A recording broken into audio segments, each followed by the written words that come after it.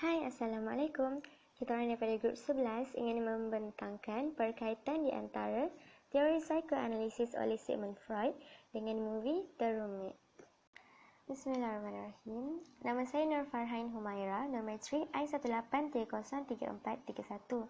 Saya akan menerangkan tentang latar belakang tokoh dan pengenalan teori. Teori psikoanalisis ini diasaskan oleh Sigmund Freud yang dilahirkan pada 6 Mei 1856 di Austria. Beliau merupakan anak sulung daripada 8 orang adik-beradik. Oleh itu, beliau sangat rapat dengan adik-beradiknya. Namun, suasana keluarga Freud ini agak luar biasa dan perkara itu telah menyebabkan Freud peka kepada keanehan hubungan kekeluargaan diorang dan mendorong dia untuk mengkaji teori dengan lebih mendalam. Freud ini juga seorang yang sangat bijak namun memiliki peluang pekerjaan yang agak terhad disebabkan masalah kewangan dan disebabkan dia berketurunan Yahudi. Freud bukanlah berasal daripada keluarga yang berada. Dia biasa-biasa je. Bapa dia seorang saudagar bulu kambing dan ibu dia seorang suri rumah. Beliau juga berketurunan Yahudi. Pada zaman ni, orang yang berketurunan Yahudi ni didiskriminasikan oleh pihak kerajaan. Maksudnya, dia macam susah nak dapat kerja, susah untuk maju ke hadapan macam orang yang menganut agama lain lah. Macam tu. Okey, selepas itu, Freud melakukan latihan praktikal selama beberapa tahun di General Hospital Vienna sehingga beliau boleh buka klinik sendiri. Lepas tu dekat hospital tu juga Freud ambil pengkhususan dalam bidang berkaitan neurofisiologi dan menumpukan kajiannya di bawah seliaan ahli anatomi otak. Kemudian tak lama lepas tu Freud mula mempraktikkan ilmunya secara persendirian dengan merawat penyakit neurologi.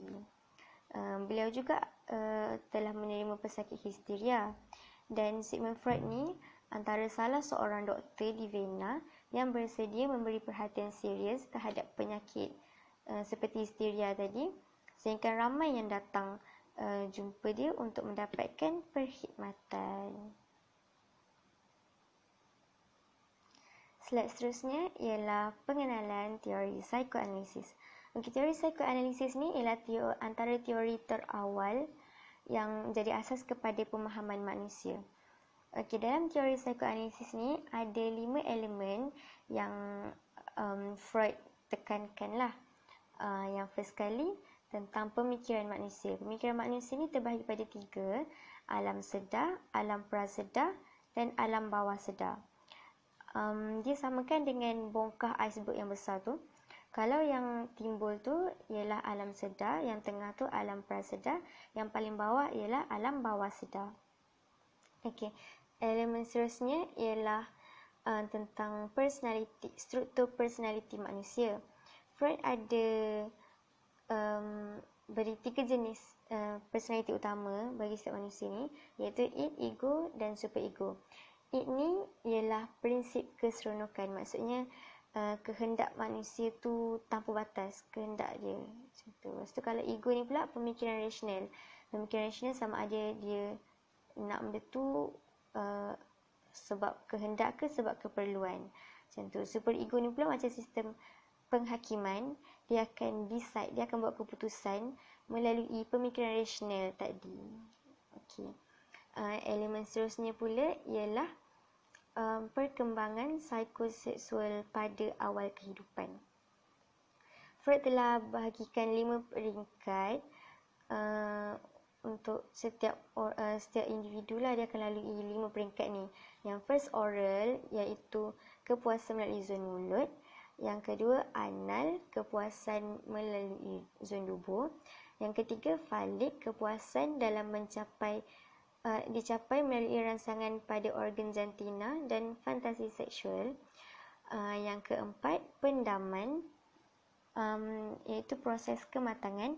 Yang paling last ialah peringkat akibali, di mana masa peringkat ni remaja mula tunjukkan minat pada individu yang berlainan jantina dengan hasrat untuk mencari pasangan. Okey, teori ni juga ada menerangkan tentang mekanisme bela diri. Mekanisme bela diri ni ialah helah seseorang untuk bela diri dia dalam kehidupan bila dia rasa diri dia terancam, tak selamat dan tak seronok. Contohnya macam mekanisme bela diri penafian. Bila ada orang bagi tahu satu statement ni dengan dia dan dia nak menafikan benda tu. Menafikan itulah namanya mekanisme bela diri. Okey, dalam teori psikoanalisis ni ada banyak teknik. Tapi teknik yang macam agak famous ialah teknik perkaitan bebas dan teknik analisis mimpi. Teknik perkaitan bebas ni ialah satu teknik klien dapat bercakap tanpa sekatan. Teknik ini selalunya membawa kepada pengumpulan semula peristiwa lepas dan ada kalanya satu pelepasan perasaan kuat yang tersekat. Okey, lepas tu teknik analisis mimpi pula. Dia ni selalunya digunakan untuk mendedahkan bahan-bahan tidak sedar klien dan memberi celik akal klien untuk menyelesaikan masalah yang tak dapat diselesaikan. Bagi Freud, dalam mimpi ni alam tak sedar akan melahirkan impian, keperluan, kebimbangan dan sebagainya. Okey, jadi itu adalah sedikit pengenalan tentang teori psikoanalisis. Sekian, terima kasih.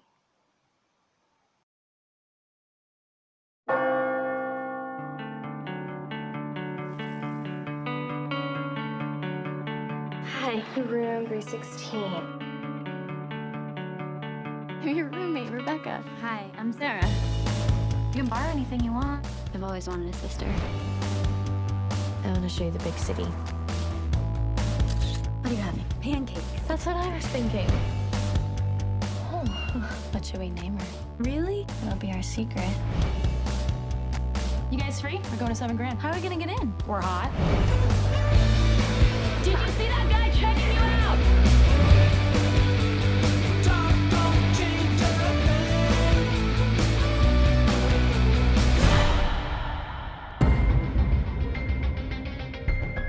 I'm her only friend.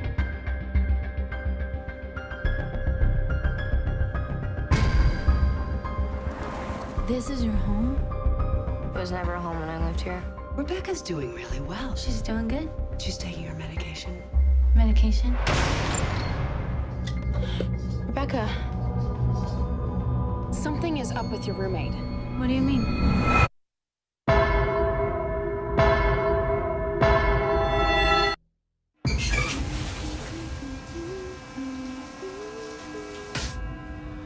Hello? You're a bad influence on her. I protected you. What did you do to them?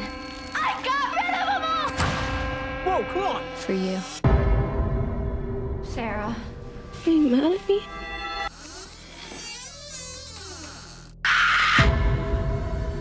You're all mine.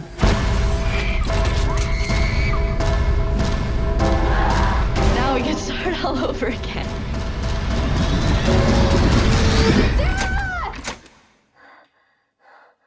Sarah.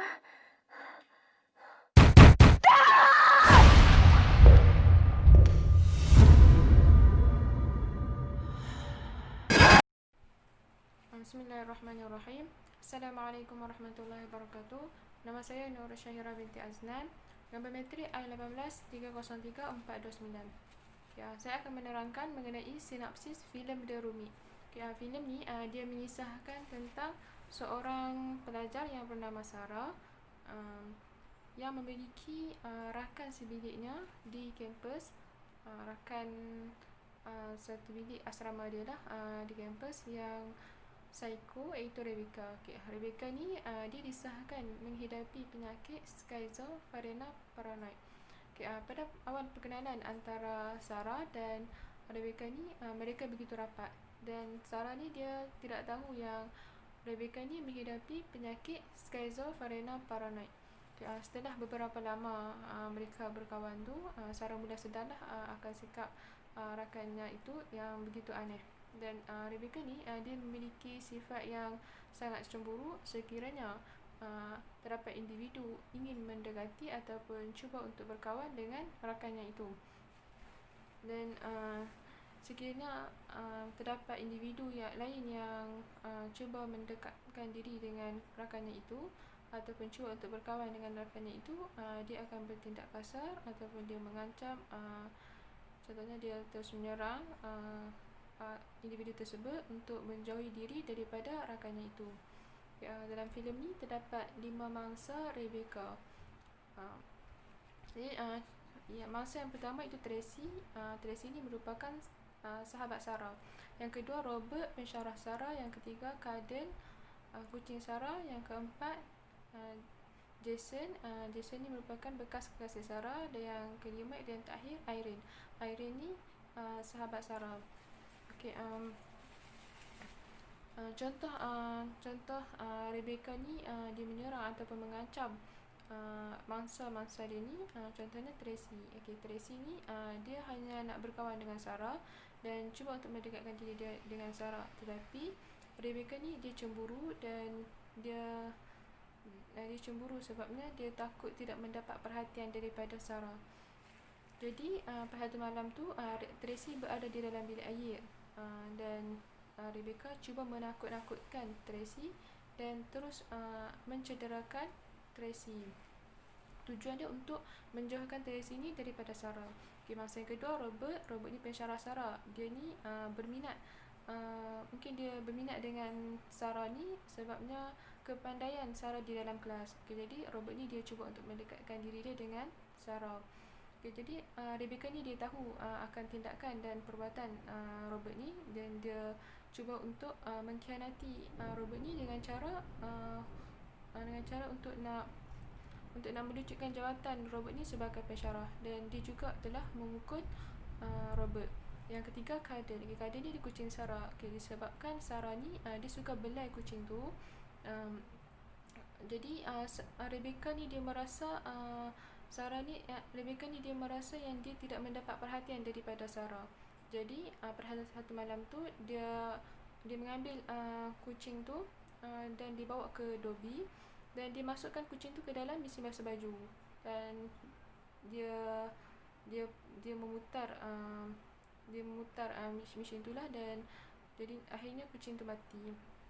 Dan yang keempat ni mangsa Rebecca yang keempat tu Jason. Jason ni bekas kekasih Sarah. Pada satu malam tu Jason mencari Sarah di dalam bilik Rebecca, sebabnya mereka kan tinggal bersama, tetapi Sarah tidak berada di dalam bilik asrama tu, sebabnya Sarah sudah pindah daripada satu bilik dengan Rebecca. Dan pada pertengahan malam tu Rebecca merasa geram sebabnya Jason masih mencari dan cuba untuk mendekatkan diri dia dengan Sarah. Dan pada malam tu juga Rebecca ni dia terus pergi ke bilik Jason, dan dia memberitahu yang dia ni Sarah, dan kiranya Jason ni dia tahulah, kiranya Jason ni dia tertipu sebab dia ingat Rebecca ni Sarah. Jadi pada akhir kisah ni Rebecca terus membunuh Jason. Dan Irene itu mangsa yang kelima dalam filem ni, iaitu sahabat Sarah. Okay, Irene ni lah yang mengajak Sarah ni tinggal bersamanya di dalam bilik asrama. Kiranya dia demi menjaga keselamatan Sarah, sebabnya perbuatan dan tindakan Rebecca ni begitu mengancam dan boleh mendatangkan bahaya pada orang sekeliling. Dan pada satu malam tu berlakulah pergaduhan besar antara Sarah dan Rebecca, sebabnya Rebecca ni dia telah mengikat kedua belah tangan Irene dan menutup mulut Irene. Dan perkara tersebut diketahui Sarah selepas Sarah pulang ke bilik asrama. Dan pada ketika tu Stephen datang juga untuk menyelamatkan keadaan. Dan Sarah ni dia sebelum Stephen datang, Sarah ni dia cuba untuk melarikan diri daripada Rebecca. Sebabnya Rebecca begitu kasar dan Rebecca ni dia telah mengamuklah ketika tu. Jadi dia cuba untuk terjun daripada tingkap, dan pada ketika tu Stephen datang untuk menyelamatkan Sarah. Tetapi Rebecca ni mengambil satu objek yang begitu berat dan memukul kepala Stephen, dan akhirnya Stephen pingsan dan Rebecca terus menyelamatkan Sarah daripada terjatuh daripada tingkap bangunan tu lah. Dan pada ketika tu Sarah terus mencapai pistol yang berdekatan dengan Stephen dan cuba untuk membunuh Rebecca. Tetapi peluru di dalam pistol tu sudah habis dan Rebecca merasa geram. Sebabnya Sarah ingin membunuhnya dan terus mencekik Sarah. Pada ketika tu Sarah hampir mati dan dia tidak tahu untuk nak melakukan apa-apa. Jadi dia cuba mencapai barang yang berada berdekatannya tu dan dia mendapati pisau yang berada berdekatannya. Jadi dia terus ambil pisau tu dan menikam badan belakang Rebecca. Dan akhirnya Rebecca ni dia meninggal dunia. Itu sedikit gambaran daripada filem ni lah, yang mengisahkan seorang rakan yang mempunyai rakan yang menghadapi penyakit skizofrenia paranoid. Dan penyakit ni boleh mendatangkan bahaya kepada orang sekeliling. Dan paranoid ni juga dia berkaitan dengan teori psikoanalisis. Assalamualaikum warahmatullahi wabarakatuh. Saya Namira Syazri binti Azri, nombor I18303395. Baik, saya akan membentangkan pembentangan yang seterusnya, iaitu analisis watak utama dalam filem The Roommates. Okey. Watak utama adalah Rebecca. Rebecca ni seorang anak tunggal dan Rebecca ni juga merupakan rakan sebilik kepada Sarah Matthews. Okey, dan Rebecca ni juga seorang wanita yang obsesi dan bipolar. Okey, obsesi dan bipolar ni merupakan gangguan psikologi, di mana bipolar adalah gangguan mental, iaitu penyakit mental yang dihadapi oleh seseorang dari segi perubahan mood lah, iaitu emosi dia sendiri. Okey, dan obsesif ni adalah gangguan psikologi yang dihadapi oleh seseorang ni melalui pemikiran. Okey, kalau seseorang tu tak dapat kawal pemikiran dia mula akan timbul rasa risau yang melampau lah. Okey, sampai dia tak boleh kawal dirinya. Okey,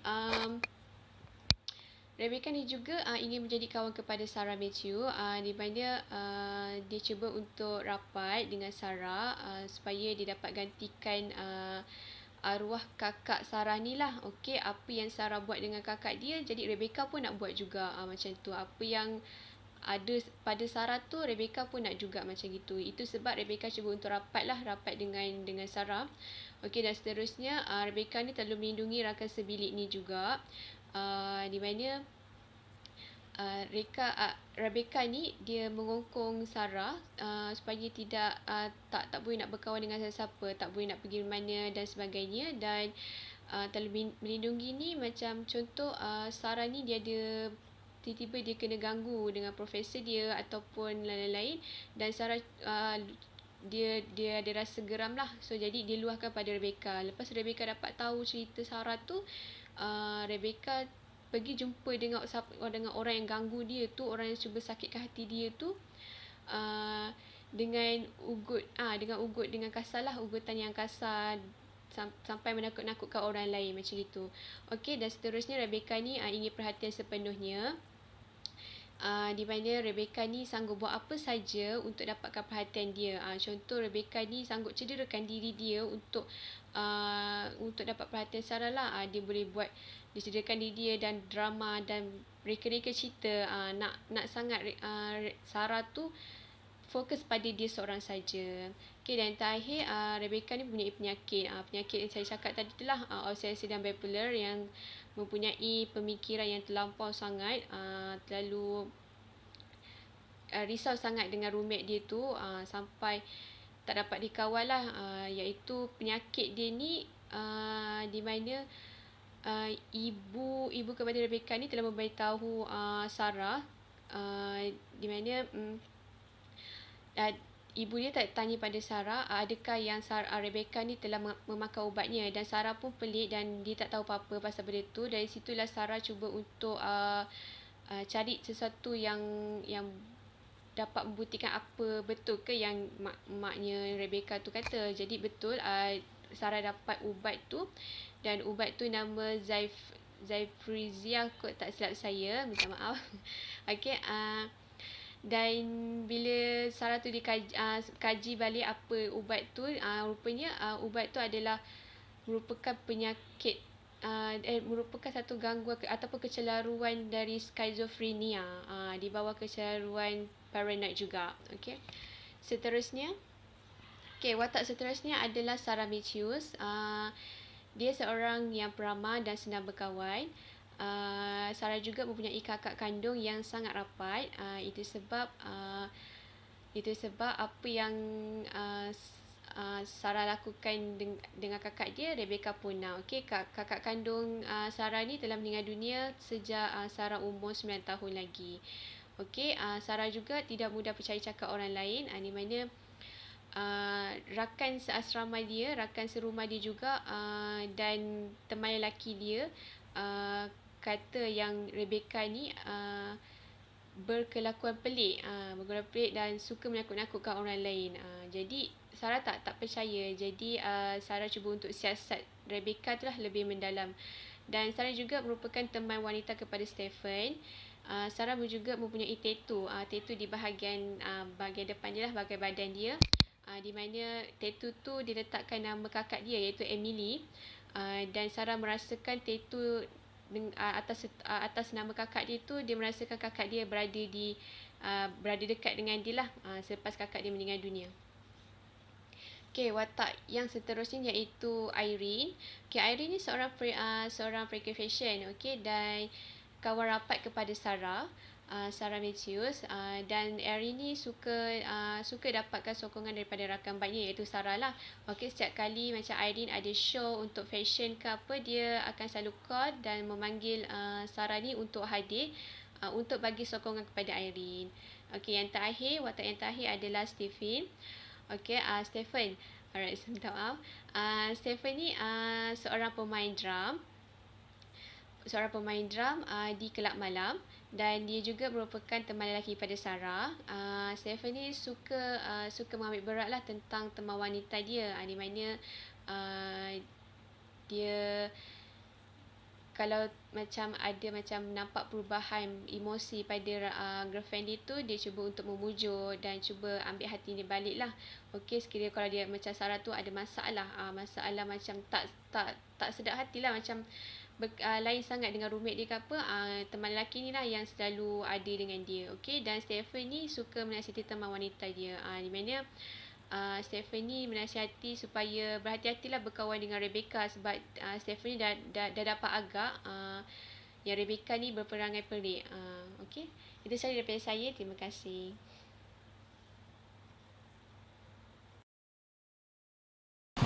Assalamualaikum warahmatullahi wabarakatuh. Hai, saya Siti Naksyikin binti Abdul Samad Kamaluddin. Hari ini saya akan menerangkan serba sedikit berkenaan dengan teori Sigmund Freud.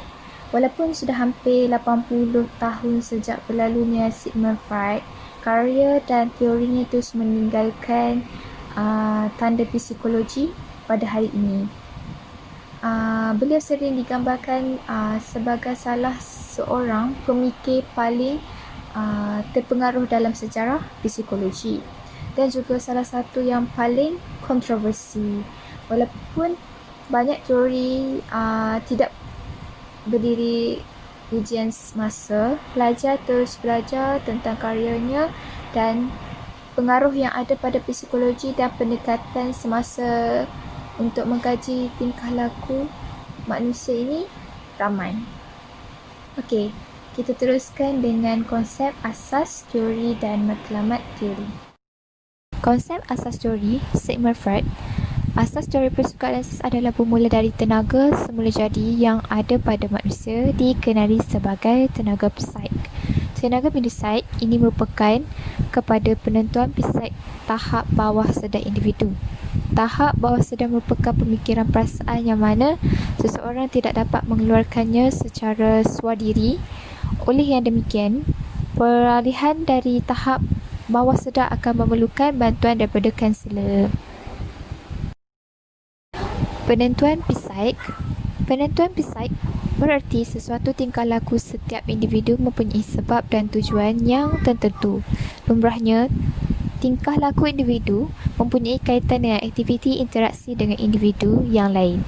Tingkah laku individu juga dilakukan kerana ada desakan untuk memenuhi kepuasan seksual yang dikenali sebagai libido. Libido adalah memotivasikan manusia untuk mendapatkan makanan, minuman dan perhubungan seksual. Kepuasan seksual perlu dilihat kepada aspek yang lebih luas, khususnya untuk memenuhi kepuasan keperluan kehidupan individu. Sigmund Freud berpendapat bahawa terdapat desakan lain yang ada pada manusia. Desakan ini lebih suka ke arah menyakiti diri sendiri dan orang lain. Menurut Sigmund Freud, desakan ini adalah desakan naluri semula jadi yang wujud ketika seseorang itu dilahirkan. Desakan ini juga ada kaitan dengan konsep penentuan psik, iaitu seorang tidak mampu menentukan nasibnya sendiri. Ia juga dominan dalam pembentukan tingkah laku manusia. Dan ia juga merupakan desakan biologikal yang sangat kuat. Menurut Sigmund Freud juga, tenaga manusia ini tidak akan mati dan ia perlukan untuk meneruskan kehidupan individu, dan tenaga ini dikenali sebagai eros. Matlamat utama terapi psikoanalisis ialah berbentuk semula struktur personaliti individu, iaitu ID, ego dan superego agar beroperasi dengan seimbang. Menurut Freud, individu adalah hasil masa lampau, maka personaliti boleh diubah dengan memahami pengalaman tersebut. Klien akan dibantu untuk menyedari semula pengalaman yang tak disedari dan personalitinya yang berada di tahap luar sedar. Kaunselor akan membantu klien mencapai celik akal tentang diri sendiri. Selain itu, membantu klien menyelesaikan isu di mana peringkat perkembangan yang belum diselesaikan. Ini akan menolong klien menguraikan masalah lekatan dan hidup dengan lebih bermakna. Biasanya proses ini akan mengambil masa yang lama dan terapi yang panjang. Matlamat terakhir iaitu membantu klien menangani tuntutan masyarakat dengan sesuai. Segala tindakan perlu berlandaskan realiti, bukan naluri semata-mata. Dalam hal ini, kaunselor psikoanalisis akan memperkukuhkan ego agar persepsi dan perancangan hidup klien menjadi lebih realistik. Mekanisme bela diri mempunyai 10 perkara, iaitu pertama, pendam. Pendam iaitu melupakan sesuatu peristiwa yang menyakitkan secara tidak sedar. Mekanisme ini bertujuan mengelak realiti dan boleh menyebabkan kecelaruan neurotik. Selain itu, penafian. Tidak mahu menerima hakikat sebenar dan menyatakan sesuatu itu tidak benar atau tidak berlaku. Dengan sebab itu, tidak mengambil apa-apa tindakan untuk membaiki keadaan. Sebagai contoh, tidak dapat menerima kematian orang yang tersayang. Selain itu, rasionalisasi memberikan alasan yang intelektual kepada sesuatu kejadian untuk mengesahkan tindakan ataupun mempertahankan ego yang tercabar atau mengubati hati yang terluka. Sebagai contoh juga, gagal dalam peperiksaan. Seterusnya adalah projeksi. Projeksi merupakan salah satu perkara yang menyalahkan orang lain atas kegagalan ataupun kesilapan diri. Berlaku kerana tidak dapat menerima realiti. Sebagai contoh, bukan saya jahat tetapi mereka yang jahat. Iri hati kepada saya. Itu sebagai contoh. Seterusnya adalah pindah gantian. Pindah gantian merupakan perkara yang melepaskan desakan kepada individu atau objek yang lebih selamat. Tingkah laku seperti ini biasanya berlebihan apabila orang yang menjadi gantian menjadi tempat meluahkan perasaan berbanding orang yang berkait secara langsung dengan perasaan tersebut.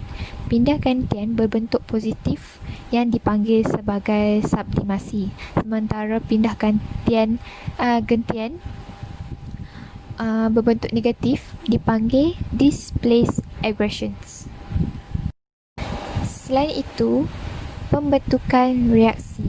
Pembentukan reaksi adalah merupakan menunjukkan tingkah laku yang bertentangan dengan perasaan sebenar yang dipendam atau menggantikan desakan ID yang boleh menimbulkan masalah dengan sesuatu yang bertentangan. Sebagai contoh, orang yang sangat sedih. Selain itu, regresi menunjukkan tingkah laku yang telah dipelajari dan mungkin berkesan semasa zaman kanak-kanak tetapi kurang sesuai dan kurang matang berbanding usia sekarang. Sebagai contohnya, takut menangis seperti kanak-kanak. Samping itu, pampasan ia juga merupakan menutup satu kelemahan diri dengan membina diri dalam bidang lain. Boleh bersifat positif atau negatif. Sebagai contoh, rupa cantik tapi tidak bijak. Seterusnya ialah introjeksi. Introjeksi mengambil atau menerima nilai orang lain sebagai usaha untuk menutup tingkah laku sendiri atau sebagai usaha untuk melindungi diri. Sebagai contoh, meniru karya orang lain untuk kepentingan diri sendiri. Dan akhir sekali adalah pengenalpastian. Pengenalpastian merupakan sesuatu perkara yang meniru amalan orang lain untuk meningkatkan esteem diri, mengurangkan kerisauan dan takut seseorang untuk hadapi realiti dan membantu menyelesaikan masalah dengan lebih realistik. Sumbangan teori psikoanalitik. Freud merupakan seorang tokoh psikologi yang dapat menentukan dan telah mendahului zamannya dengan pemikiran ilmiah dan psikologi. Kerajinan dan kesungguhan beliau telah dipraktikkan oleh Freud di klinik persendirian dan didapati telah berkesan. Beliau juga telah menghasilkan beberapa buku yang menjadi rujukan oleh ahli-ahli psikologi di seluruh dunia sehingga kini. Pendekatan yang diperkenalkan oleh Freud ini seperti kaedah hipotesis berkaitan pelepas dan analisis mimpi telah memberi sumbangan yang besar terhadap kaedah terapi psikoanalisis bagi merawat pesakit neurosis. Di antara sumbangan yang besar yang dicurahkan oleh Freud ialah dalam sumbangan Sigmund Freud ni, ia mengetahui tentang dinamika yang sering berinteraksi dalam jiwa kita sehingga membawa kepada kerisauan. Kaedah-kaedah yang dicadangkan oleh Freud dapat membantu di dalam kaitan memahami penahanan dan kepentingan perhubungan kaunselor dan klien. Menurut Shahabuddin Hashim dan Rozaina Yaakob tahun 2002, terdapat dua matlamat teori psikoanalitik iaitu pembentukan semula watak dan menguatkan fungsi ego. Daripada kedua-dua matlamat tersebut, ramai penyelidik psikoanalitik berpendapat bahawa Freud memberikan tugas tersebut terutamanya kepada kaunselor ataupun aktiviti kaunseling itu sendiri. Pengalaman masa lampau sangat penting untuk membolehkan seseorang individu ataupun kaunselor memahami secara mendalam masalah yang mempengaruhi pemikiran klien yang ada pada masa kini. Seterusnya, saya akan beri ruang kepada rakan saya untuk membincangkan berkenaan dengan pengaplikasi teori sebagai kaedah penyelesaian.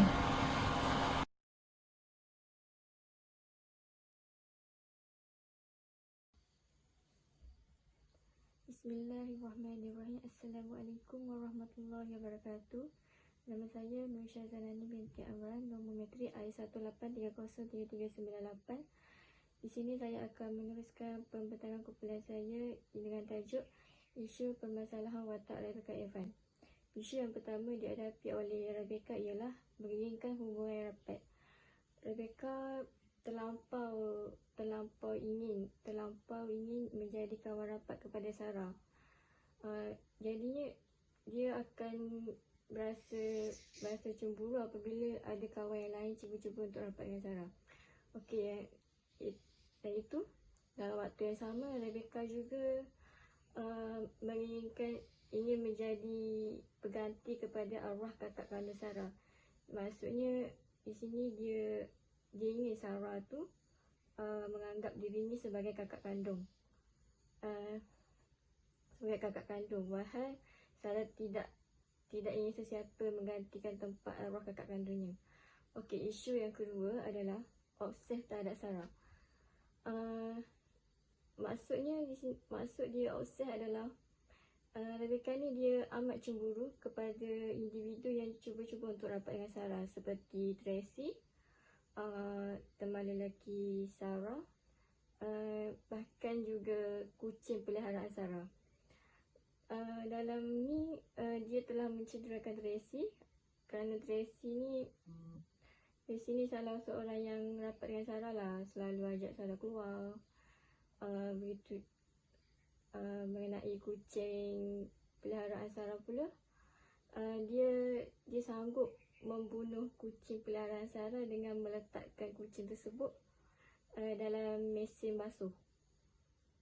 Tetapi dia tidak memberitahu Sarah. Dia berkata kucing itu telah menghilangkan dirinya sendiri. Okey. Apa yang dimaksudkan dengan obses adalah di sini Rebecca ni sanggup mencederakan dirinya sendiri demi menagih perhatian pada Sarah. Okey, contohnya ada satu peristiwa ni, malam tu dia sanggup cederakan diri dia untuk menunjukkan kepada Sarah bahawa dia ni telah berusaha untuk mencari kucing peliharaan itu bernama Kada, sehingga dia dicederakan oleh seseorang. Wahai dia telah mencederakan dirinya sendiri dan bahkan dia yang membunuh kucing tersebut. Okey, isu yang ketiga adalah Rebecca ni bersikap psycho. Dia akan mencederakan individu yang cuba mengganggu Sarah.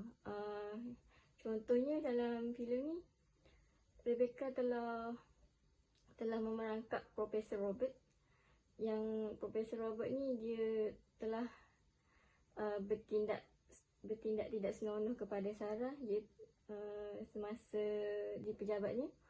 Jadi Sarah telah bertindak untuk memerangkapnya dan membuat fitnah terhadap Profesor Robert, sehingga profesor tersebut telah dibuang kerja. Okey. Dan yang kedua, contoh yang kedua adalah Rebecca Evan ni juga telah membunuh Jason, iaitu merupakan bekas teman lelaki Sarah, kerana Jason ni sering mengganggu Sarah, walhal Sarah ni sudah ada teman lelakinya yang baru. Okey. Isu yang keempat adalah Rebecca ini telah disahkan menghidap kecelaruan skizofrenia paranoid. Masalahnya adalah Rebecca ni dia tidak mendengar nasihat daripada ibu bapanya untuk sentiasa mengambil ubat yang telah diberikan oleh doktor pakar, iaitu ubat antipsikotik yang bernama Zyprexa. Okey. Dia hanya mengambil, tapi dia tidak pernah makan ubat tersebut dan menyimpannya dalam almarinya. Baiklah, kita teruskan lagi pembentakan kita dengan tajuk seterusnya, iaitu pengaplikasian teori psikoanalisis sebagai kaedah penyelesaian bagi isu permasalahan yang dihadapi oleh Rebecca. Okey, terdapat 3 teknik, iaitu teknik analisa penahanan, teknik analisa pemindahan, dan yang ketiga teknik tafsir mimpi. Kita pergi kepada teknik yang pertama, iaitu teknik analisa penahanan.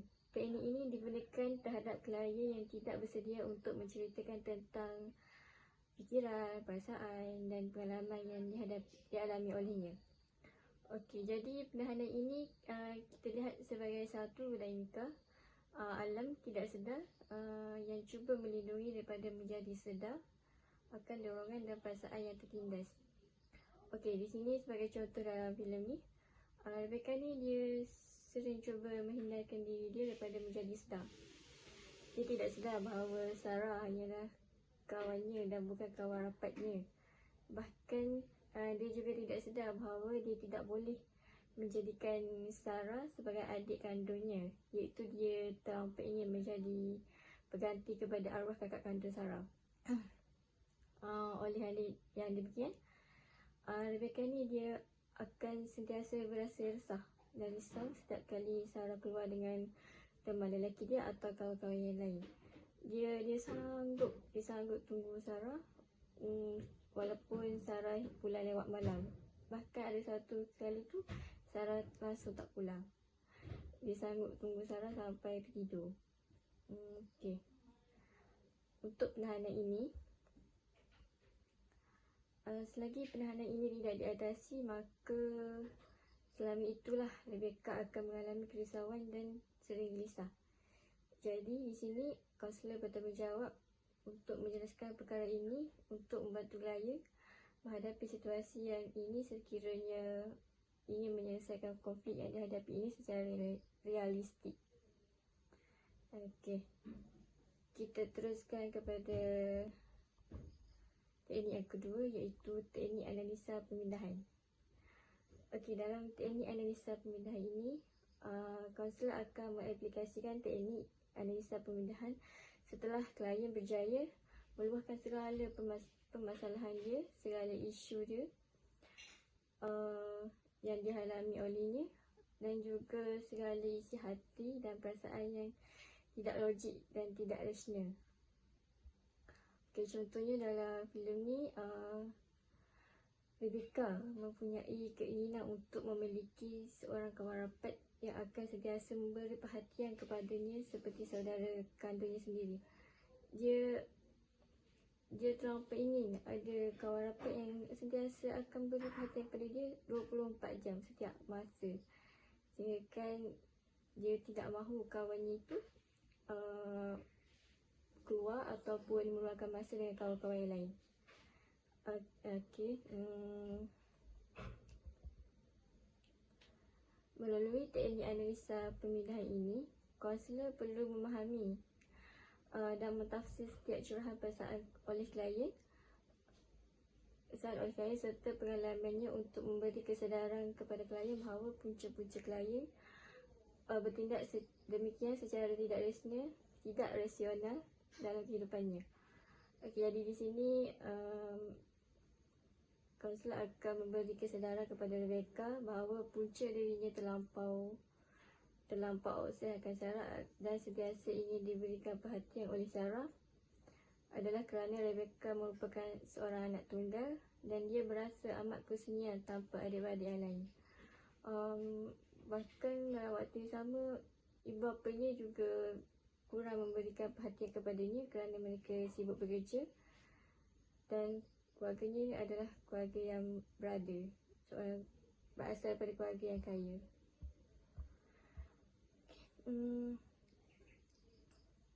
Tapi di samping itu, Rebecca juga mempunyai kisah lampau yang mana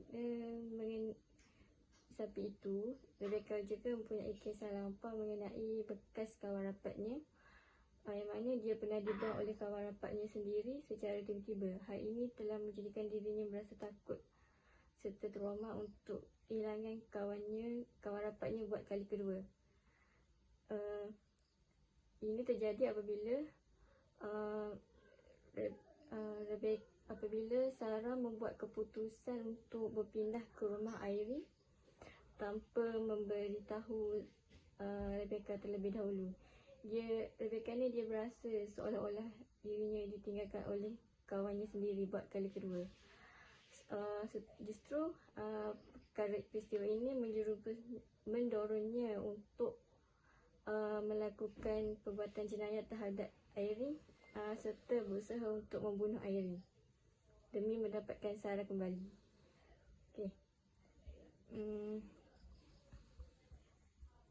Okey, kita teruskan pada teknik yang ketiga. Setelah kaunselor dapat mengenal pasti punca permasalahan klien iaitu Rebecca, seterusnya kaunselor akan mengaplikasikan teknik tafsir mimpi. Okey, melalui teknik tafsir mimpi ini, kaunselor bertanggungjawab dalam usaha untuk memberi celah akal kepada Rebecca bagi menyelesaikan permasalahan yang dihadapi olehnya. Jadi kaunselor akan menyedarkan Rebecca bahawa perbuatan yang dilakukan olehnya iaitu telah dilakukan olehnya iaitu mencederakan Tracy, mencederakan Robert serta mencederakan Irene serta bahkan sanggup membunuh kucing peliharaan Sarah iaitu Kader dan Jason bekas teman lelaki Sarah. Jadi kaunselor perlu menyedarkan Rebecca bahawa semua perbuatannya itu merupakan perbuatan yang berupa jenayah dan ianya salah di sisi undang-undang. Okey, seterusnya kaunselor akan menasihatinya supaya tidak bertindak sedemikian lagi dan memberi pendapat untuk mengelakkan kejadian ini daripada berulang buat kali kedua. Jadi kaunselor harus mengajar tentang cara-cara berkawan yang betul, iaitu kita hendaklah berkawan dengan semua orang dan kita juga tidak mempunyai hak untuk menghalang kawan kita daripada rapat dengan kawan-kawan yang lain kerana itu adalah haknya, itu adalah hidupnya. Okey. Selain daripada 3 teknik ini, kita ada satu cara lagi iaitu rawatan farmakoterapi. Okey, dalam rawatan farmakoterapi ini doktor pakar akan memberikan ubat antipsikotik seperti Zyprexa, Thorazine, Melaril, Stelazine dan Polixil kepada Rebecca. Ubat-ubatan antipsikotik ini akan berfungsi untuk mengurangkan reseptor dopamin otak yang akan mengurangkan halusinasi dan delusinasi yang dialami oleh pesakit seperti Rebecca. Okey, dalam pada itu juga kaunselor bertanggungjawablah untuk menasihati klien agar sentiasa mengambil ubat-ubatan tersebut mengikut kuantiti dan masa yang ditetapkan oleh pakar. Okey, sekian itu sahaja daripada saya. Terima kasih. Sebagai penutup bagi pembincangan kami pada hari ini mengenai teori psikoanalisis dengan berkaitan filem yang telah kami kaji iaitu filem The Roommate. Okey, teori psikoanalisis ini menekankan aspek personaliti seseorang. Okay, menurut Freud, struktur personaliti individu ini terbagi kepada 3 seperti yang sahabat saya telah bentangkan. Contohnya ego dan superego. Okay, teori psikoanalisis ini berkait rapat dengan masalah kecelaruan personaliti iaitu skizofrenia paranoid. Okay, berdasarkan filem yang telah kami kaji ini, Rebecca ni seorang yang menghidapi masalah skizofrenia paranoid dan dia memiliki sifat seperti suka cemburu, sering berfikiran negatif, rusing, suka bimbang, risau, gelisah dan sebagainya. Jadi masalah ini amatlah penting untuk kita bagi perhatian dan semua pihak perlulah cakna bagi membendung kes ini dengan baik supaya melahirkan generasi yang sihat daripada segi fizikal dan mental. Sebaliknya, jika tidak, ia mampu merosakkan diri kita, generasi yang akan datang dan kemajuan negara. Okay, itu sahaja pembincangan kami pada hari ini berkaitan teori psikoanalisis dengan filem The Roommate yang telah kami kaji. Okay, terima kasih. Semoga bermanfaat.